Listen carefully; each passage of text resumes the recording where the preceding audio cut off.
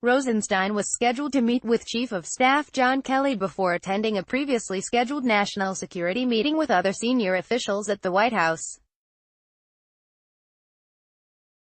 But he didn't expect to actually attend that second meeting.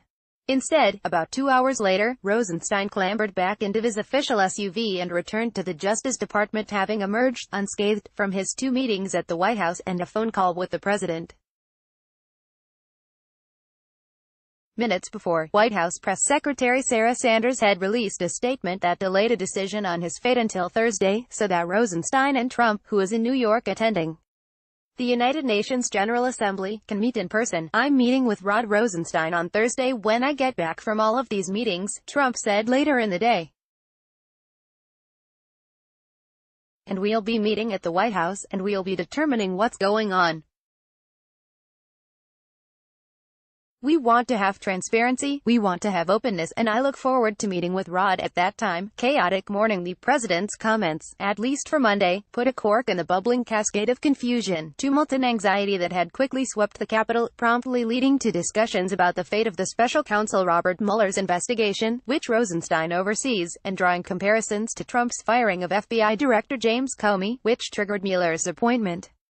Washington's political class and the public were not alone to experience the whiplash. Rosenstein, too, found his day turning out much differently than he expected.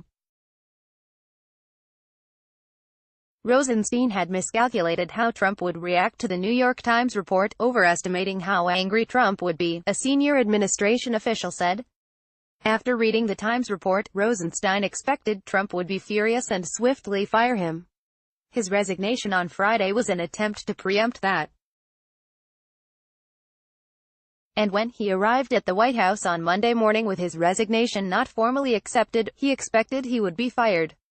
But while Trump asked associates in the hours after the Times report was published if he should just fire him, he was also skeptical about the report given it was largely drawn from memoranda written by FBI officials, including former FBI Deputy Director Andrew McCabe, whom Trump despises and has long believed is untrustworthy. And Trump's relationship with Rosenstein, a man Trump publicly and privately disparaged for appointing Mueller, had also begun to improve in recent months. Reports rampant, but reports of Rosenstein's resignation spread wildly on Monday morning. Kelly had conveyed to associates over the weekend that Rosenstein had offered his resignation on Friday and that he had accepted it, a senior White House official said. Those close to the White House or others close to Rosenstein quickly sought to stress competing narratives that Rosenstein had resigned or that he was to be fired, to each side's benefit. As Monday drew in, senior White House staff discussed Rosenstein's future at length, contemplating different scenarios. The president, meanwhile, was much more focused on the drama surrounding his Supreme Court nominee, one person close to him said. But he still listened and absorbed the views of his advisors, including those such as the Fox News host Sean Hannity, who warned that the Times report was a setup meant to provoke him to respond by firing Rosenstein. Trump watched Hannity make that argument on Air Force One on Friday evening and asked people about it afterward. Even as Rosenstein remained in his post by the end of the day's saga prompted Democratic lawmakers to renew their calls for legislation that would protect Mueller's investigation, which is probing Russian interference in the 2016 election and whether Trump has obstructed justice.